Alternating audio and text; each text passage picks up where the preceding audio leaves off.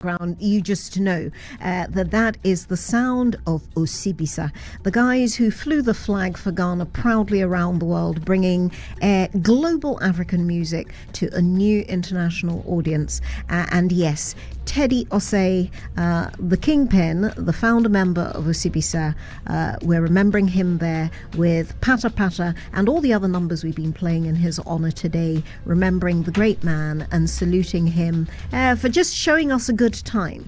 And now coming up on the Asaase Breakfast Show, well, maybe the after effects of having a little bit too good a time.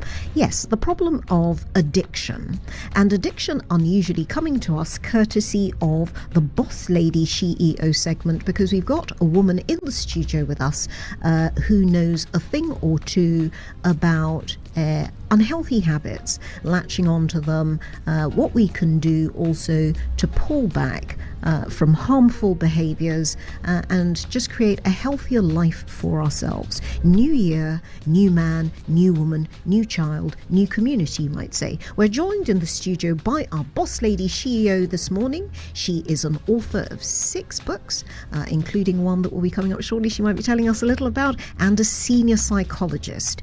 She comes garlanded with all the professional qualifications you could hope to have, and her name is Dr. Alberta Anobah, and we say good morning to you, Doc. Good morning. Thanks so much for joining us on the Asaase Breakfast Show. Thanks for having me. Oh, well, it's our honour, particularly to have somebody who has so much, if you like, academic kind of clout behind them, and yet you're dealing with matters that are very practical, that affect people in their day-to-day lives. As a psychologist, you have a PhD in psychology from Silenius University in Italia. My gosh, I'm already feeling quite daunted. You've been practicing for 10 years now in both psychology and the law. I mean, I'm already kind of confused and slightly daunted by the academic profile. Okay. Tell us a little bit about how you came to both psychology and the law. You're a qualified lawyer. Yes, please. Oh, crikey. Okay, how did it all happen? Okay, starting off, I come from a home where you always have to go to school no matter what. Mm-hmm. A big shout out to my daddy, Mr. Pius Mawalase, and he will force you no matter what. Even if you have other talents, he always wants you to go to school. Yes, school was a big thing. Why? He was a teacher. Was he an academic? No, he was a custom officer. Okay. Yes, so he trained us in such a way that you always have to go to school no matter what. So go to the school. He will make the payment for you. That is all that he needs. So he saw me through to the master's level, to the PhD level. Wow. Yes, the PhD level. My husband, my mother, and my father came in to support me. And they were very powerful too for me. Now, this is a big thing. I mean, actually paying for your education all the way through from the basic to serious post-grad level. Yes. I mean, did you come from a large family? Were there lots of you kids? Yes, we are large, but not so large. I think maybe medium. Yeah, let me put it that way. How many of you roughly? So we are 6 in all. 6 in all? Yes. That is a big family from where I'm standing. And yet to invest in your education, particularly as a girl, where was that coming from? Was it that you were the bright one in the family and so your parents thought it was worth the investment, or was it an investment they made for all their children? Okay, it's an investment that my father made for all of us. I wasn't brilliant at all. So you pull my leg now. No, I wasn't brilliant. I even did not know our rich doctor of psychology at all. So my career took off, my education took off from human resource management at the Zenith University. That was your first degree? Yes. And I even didn't get that one as a first degree. That was my diploma. And then I got the law as my first degree at the same school. Okay. And then fast forward, I went to King's College, London. And then afterwards, I further to read my PhD. So you did your master's at King's College London? Yes, please. And what was that in? I did my master's in business law. Crikey. Yes. I mean, you're talking about one of the top universities, the University of London, and sounding like, oh, well, I just went to King's College, like it's normal. I mean, clearly at some stage in your latter academic career, you came into your own academically because you must have found your groove, or was there something else that just sort of triggered the thing for you where you suddenly felt, okay, so there's this subject and I've discovered it and it makes sense to me and I know I can take it places, I just want to take it as far as I can? Okay, so reading law was totally off for me. I some way, somehow, I really wanted to debate and all that, but at the moment, I found out that whenever my clients come in, all that I do is to comfort them, counsel them. Yes. And at the end of the day, they realize, no, there is something different in me. So when I was entering for my PhD, I even entered law. Later on, I said no. I think I entered the law, and then within 5 minutes, I entered psychology. So that is what really happened. So my husband was like, what really happened? I thought you said you wanted to read law. I thought you said you wanted to be a lecturer. I said, no, I think there is something fishy about this. I really want to go in there and then try. The spirit was moving you in the direction of psychology, despite the fact that you had clearly the academic faculties to turn to the law. Was there a particular area of the law that excited you? Very often there's this kind of cliche about women in the law. You go and you want to do family law, that sort of thing. Was family law a matter of interest to you, or were you more attracted to other areas of law? Okay, family law, some way, somehow, it interests me, but I was really moved with the business law aspect. Okay. Yes, I really wanted to go in, be a corporate lawyer and all that. Yes, but we don't get it all the same. No. Well, you decided you had many talents, but this was the talent that you were going to focus on, the psychology. I find it very interesting, though, that you clearly have a mind that can work on various levels and in many different ways. Because if you have the talent for the corporate law, but as you said, in talking to many clients, you found yourself counselling them. Yes. And then they got some kind of comfort from it. Yeah. It's clearly a skill that you have. A natural ability that you have. You relate well to people. Where did that ability with people come from, do you think? Okay, so I could clearly say that I think it came from childhood. I didn't know I had it. Okay, so this is where sometimes you go into career counseling. I mean, if I had a counselor who is into career counseling, definitely the person would have groomed me, but I didn't realize that I would have probably went straight to psychology. So it took off at that moment, childhood.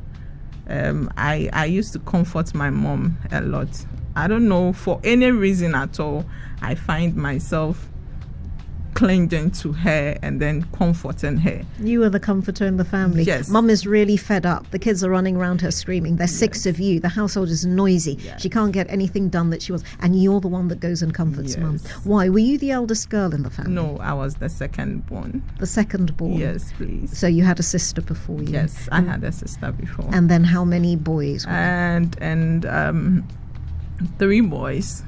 So 3 boys, 3 girls. Evenly balanced then. And you somehow adopted, even though you're not the mother of the family in the traditional role, you become the one that goes and comforts Mum. Yes. So you were Mum's little helper then. Yes, I was.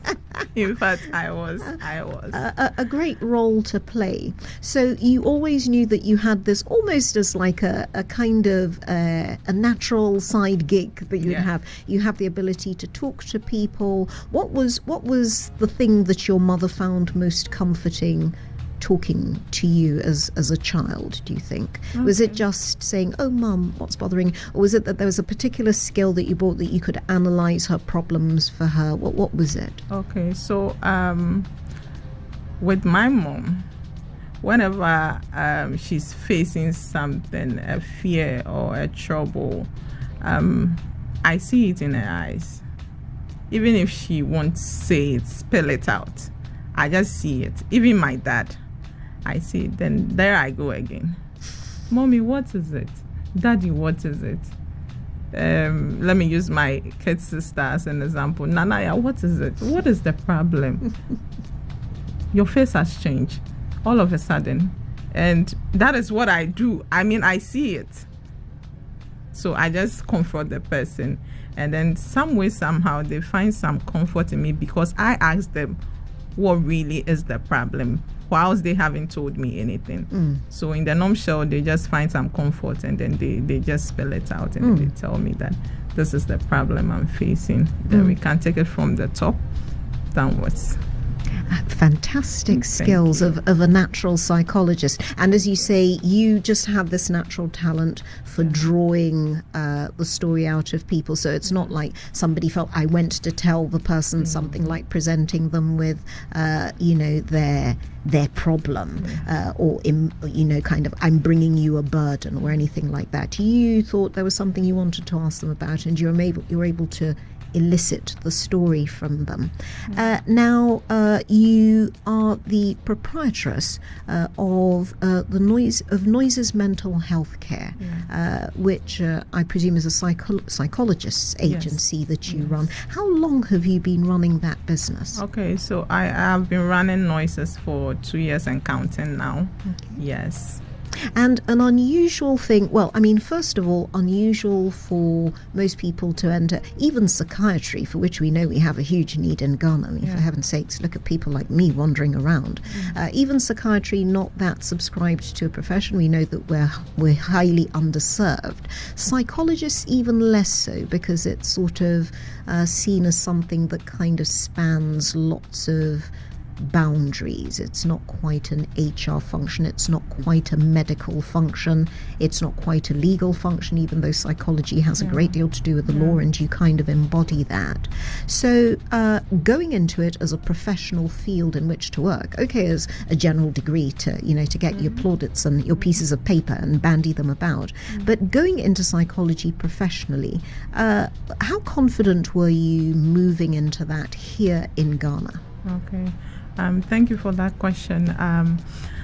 I think I just trusted my instincts, and because I had the international postgraduate degree, it just took off just like that. I think when I entered into my PhD, I found myself in mental health, telehealth, that is the online ones. And then I started just counseling people who are outside the country and all that. This is people consulting you online? Yes. From all parts of the world? Yes, from all parts of the world. Wow.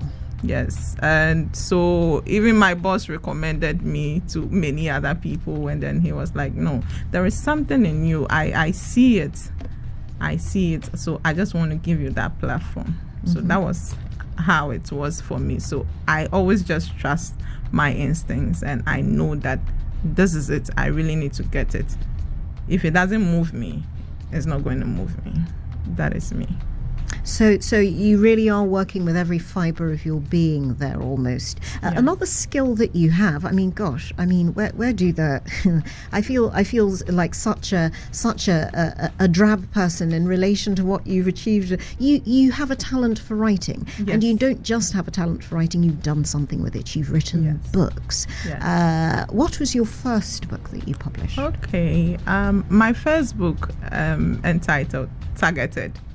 And Targeted is for everyone to read. It's for the child, I mean, from primary level. That is what I started with, Targeted. What's that?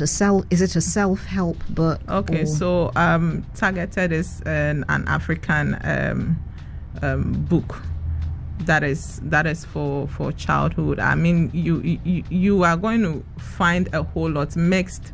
Targeted is about a lady who had to migrate from her place, that is the Volta region, to Accra and to abroad. Okay. with all those roots, she's been targeted by a friend. Okay. Yes. So targeted is very broad, but everyone can read Targeted. So there's something for everybody in it. Yes, but please. it's a novel. Yes, it's a And novel. the story of a woman's journey Yes. in life, Yes. going from the Volta region, Yes. migrating to Accra. Yeah. Your latest book is called Addicted, which Yes. is the subject of our conversation, Okay. which I think would be good for us to learn a little bit about what insights you might have to share with our listeners and viewers there. Now, addiction is like an incredibly fashionable word. Okay. There are people who go around saying they're addicted to shoes. Yeah. You know, I know I am addicted to chocolate. Okay. There are people who claim to have an addiction to gambling, another big one, addictions to sex, and so on. What drove you to actually look at addiction as a distinct subject? Okay. So, as you said, everyone is addicted to something. Literally. Yes. Addiction is an act. You do it, you continue doing it, you become addicted. Yes. So that is it. And what drove me to write this book is my client base. I realized some way, somehow, most people that come in and then move out, they always face some sort of addiction at a point in time in their lives. And it becomes very difficult for them to eradicate it. As I said, it needs a powerful tool. So that person needs a powerful tool, like a psychologist, like a psychiatrist, like a psychotherapist, for that person to move on swiftly.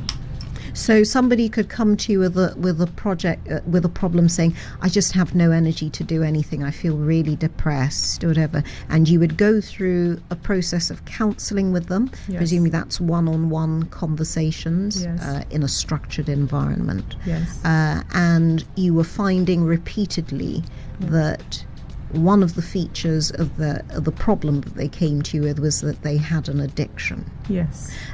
Would you say that if somebody came to you with a problem, personal problem of, say, what seemed like terrible family relationships we were just discussing with Elder Amos Kevin Annan, when you finally, after a bit of conversation with them, a few therapy sessions with them, you discovered there is this addiction there lurking in the background, is it almost like the addiction triggers some of those problems, or is the addiction just a symptom of the bigger problem that they come to you with, that they need help with? Okay. So the addiction triggers some of the problems. It's entirely that. For instance, I come from a family where I do not I do not get the proper care, from my parents. And now I move on. Maybe I entered into prostitution. And when I entered into prostitution, I found out that I like the sex. Okay, so me liking the sex has now become a form of addiction for me. Not because I'm into the prostitution, but because of that, I will not be able to just come out of the prostitution, even if someone helps me. Crikey. Yes. That's really complex. Yes. That's very, very knotted, where it's a problem, but it's almost like you're addicted to the problem. Yeah. Because of an addiction that has caused it. Yeah. And you were finding this increasingly in your practice internationally, or did you find it true of your client base here in Ghana? Okay, so it's worldwide. Yes, it's worldwide. It's everywhere. It's everywhere. So, for instance, I can be addicted to my work. Yes. You always want to work. Even when you come back from your normal corporate environment, when you come home, you still want to work. What is making you work that way? There is something, okay? So that is where you have to take a critical look. You need to admit You need to overcome and you need to empower. Now, this is where, I begin to split hairs and ask you about questions of definition and what actually we mean by an addiction. Because somebody listening to you describe that last example there might say, oh, that sounds like somebody who's got a good Presbyterian-style work ethic and they're just more productive naturally. They just have a natural inclination to work harder, much harder than people around them, and most employers would be really pleased about. They get lots of free work out of the individual. Where does something qualify as an addiction, qualify to be classified as an addiction, and where is it just sort of something that you do a bit too much of, like Mangiarini likes listening a bit too much to dodgy funk anthems? Okay So I would say it's an act, okay? And when the act becomes persistent, it becomes chronic. So that is where we delve into the psychological aspect. And when it becomes that, then it's going to be always, like I'm addicted to masturbating. And now I cannot stop. This is where it becomes chronic. And this is where you need to see a psychologist. So let's say in a week, you can't take your mind off it. You always want to work, or you always want to masturbate. Every second you get, let's say right now that we are here, every moment that you get, even if you are going on break, you still want to come back to your books, write something down. Whilst your colleagues are out there chilling or maybe eating something for themselves. So what is really keeping you in that way? Maybe you may have a problem that is keeping you in that way. So it's not on and off, but it's consistent. It's always. Now, there's some people who might say, in that case, you could, for example, I know a lot of people who are addicted to food. They shall remain nameless. Some of them work on the Asaase Breakfast Show team. There are people who are addicted to religion. Yeah. And, well, let's say particularly, organized religion and certain kinds of organized religion. They're people who must be addicted to sports. Yeah. They need to feel that adrenaline rush going through their system. But there's some people who would say, surely there's some of those things that are good for you, and therefore addiction isn't something that you should always fight. For you, is addiction always, because it's so compulsive, is it always a bad thing? Or are there some kinds of addiction that are actually, they can be quite an affirming or healthy thing for a human being? Okay, so I think I have to take it out of what you said. You being addicted to sports. Okay, so if you are doing sports, do it when you go on the field to do the sports. Am I correct? And when you come home, please desist from it. But why? Because you are home. And if you do sports, let's say you have a family and you keep doing the sports, you are going to affect your children. You are going to affect the mother, your wife, with that sport that you are so addicted to. But how about if you can adjust your behavior so that your family is involved in your sports? What if they don't like it? So that is it. So first off, you need to let them come to the realization that this is what you do for a living. What you do for a living is not addiction. No, it's not addiction. But when you do it too much, to the extent that you can't take your eyes off it in a split second, it becomes addiction, no matter what it is. So I like shoes. I can't take my eyes off shoes. In fact, when I see his or her shoe, I need to get it. So you see, it becomes something. It becomes something, but for some people, it becomes a great source of entertainment. This person is just besotted with shoes. Some of our highest achieving people, particularly people like, say, the great composers, they're just obsessed with the idea of music. They're mathematical geniuses. They're obsessed with mathematics. All they can do is walk around all day doing maths in their head. I can't understand that. I have no grasp of mathematics. Okay. So can addiction be something that spurs certain kinds of people to great achievements in life? It can. But in the end, it can also break you.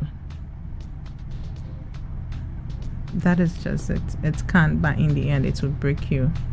It will break you in a sense that when you are too addicted, you see everything off. It's like only you, okay, on that part. And everything is off. Family is off. Everyone is off. You are not thinking about marriage. You are not thinking about anything. How to move forward with maybe your academics, or because you feel you're addicted to this thing. I really need to get. So in the end, you are going to achieve what you want. Okay, that is being addicted to that thing. You are going to achieve it, but in the end, you are going to be left off. So it has the negative and then the positive aspect. So with this, your latest book, Addiction, it's actually called, which you're going to be publishing sometime this year. Yes. You finished the writing of it. Yes. It's sort of in pre-production stages. Yes. We hope it will be published soon. What did you aim to do with that book? Okay, so I want that book to reach everywhere. I want a situation whereby an adolescent can take it and read it, because those stages is where the addiction begins. In adolescence? Yes, those stages is where you begin to feel, no, I think I like this too much. I think, and you continue. It's something that you continue. Maybe I like beans too much, and I keep eating beans. Now that's a bit disastrous. Yes, I just love it. I don't know why, but whenever I see a friend eating them, what if the beans is poisoned? Okay, so I see a colleague's food here. It's beans because I like it. I become so obsessed with it, and that leads me to addiction. It's like I can't take my eyes off it. Well, you can't take your eyes off it, but for example, I'm addicted to chocolate, right? Seriously addicted to chocolate. And if I was so minded, I kid myself, but I could become like a chocolate gourmet. I could become a chocolate taster. It's a very useful industry function. If I had the wits to turn my hand to it, to doing it professionally, tasting any kind of chocolate I can lay my hands on, and being able to sort of tell you this is what it is, and this is very buttery, and these are the flavors, and this is why it works for me texture wise, and so on. There are people who make professional careers and whom we come to admire. Even the crazy one who says, like, you see your friend's pair of shoes, I've got to have those shoes. And some people, I remember one woman I read about in a style magazine. She had to have every bit of leather work, particularly shoes, and if she got them, she had to have 3 pairs. She couldn't have 1, she couldn't have 2, she had to have 3 pairs of everything, and then she'd line them up in her closet. And she became known as a great character and a style queen, because she had such great, quote unquote, depending on what your sense of fashion was, taste in shoes. Isn't it something that people can use for entertaining ends, to give themselves pleasure, to give other people pleasure, and in fact to light up our lives? Okay, so I think what you said, you can give yourself that pleasure all you want, but in the end you are going to lose something. Yes, that is why I stated that in the end you can lose something that is most important to you, because you are so addicted to that place, that thing. And when it becomes chronic, for instance, you saying you like the chocolate, okay, when it becomes chronic medically, so it's also another twist and turn. For instance, you like the chocolate. Yes, you like it. Please, when you see a chocolate here right now, are you going to eat it? No, but I'd be interested in what it is. I'll go out and I'll find out about it. I wouldn't feel like I have to eat it. It's somebody else's property. But if they offer me some, I'll happily eat it. Yeah. Okay, so thank you so much. Even being interested, you're anxious, about it. You being anxious about it can make you addicted to it. Well, I happily admit that I'm addicted. But, over and above my own personal chocoholic obsessions, I wanted to ask you, particularly here in Ghana, because, of course, as you said, you have an international client base. You do an awful lot of one-on-one consultation with people from all over the world. Yeah. But talking about the kinds of people who are, if you like, enlightened enough or disturbed enough, troubled enough by conditions that they face to come to you seeking professional psychological support. What are some of the most common kinds of addiction that you're coming across? Okay, so we have the substance abuse, we have the drugs, we have the alcohol, and we have the food. Yes, we have the food. Yes. We have the food. That will be familiar to many people in this house, yes. Of course, we have the food. But I'm not going to lie to you. We have food addicts. But how does it become a problem? What are some of, without obviously, breaching confidentiality of your patients, what are some of the problems that they come to you with? Okay, so I'm not going to breach at all, but sometimes when a patient comes to you, you can see it from his eyes or her eyes. That is where my childhood comes. Okay, so immediately you see it, you are going to see it that no, this person, he has taken something. I think you will even see it because or even the smell of that person can tell. It smells so bad to the extent that you will know it, that this is it. So immediately you know this. You don't have to drag the person away, but rather you have to bring the person closer to you for the person to feel some form of comfort in you. So that is where it starts from. But you're finding, as you say, and you see this, you could be walking down the road right outside here, and you see somebody in the distance, and there's just something about their gait or something about the way they hold themselves that looks slightly off. And you're walking towards them, they're walking towards you, and the nearer and nearer you get to them, the more signs you begin to spot that there's something not quite right there. Yeah. You have an extraordinarily well-developed eye and instinct for spotting the problems far superior to most people's. Okay. But they come to you with a problem. You mentioned substance abuse in particular. Yes. You've mentioned things such as an addiction to masturbation. Yes. What other kinds of problems are people coming up with? And the drugs one is obvious, the kinds of effects that can have socially. But if, for example, somebody had an addiction to gambling that they're trying to keep very secret, but it starts to turn into a problem for them. What are some of the manifestations, the signs of the problems that they come to you with because they feel, no, I'm near the point where it's all going to begin to fall apart and I need professional support? Okay. So, for instance, addiction to gambling that you stated. When the person comes, the person will feel anxious. And most importantly, the person is going to be down to very depressed.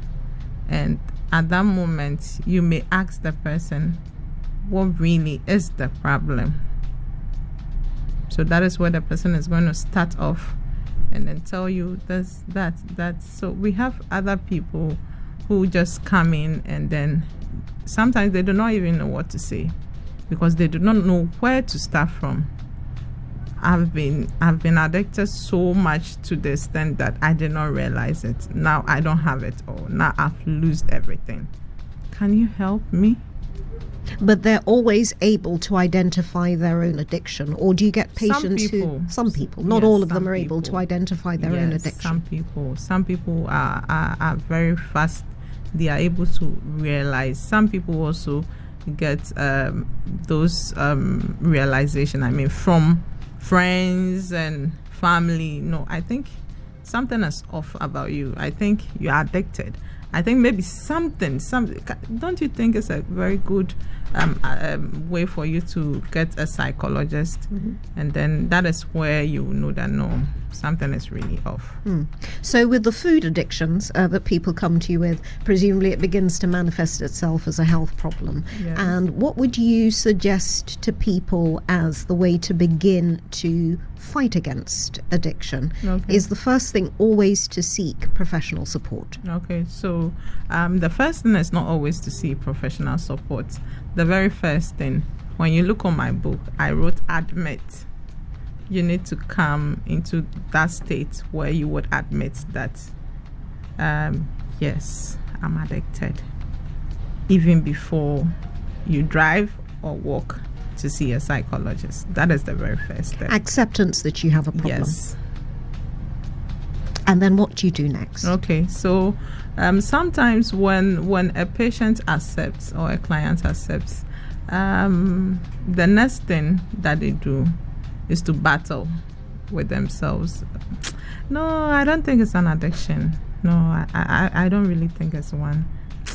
Yes, I think it's one. So that will be after they've gone to see maybe a pastor, a family, or even speak to their parents. I don't think I'm really addicted.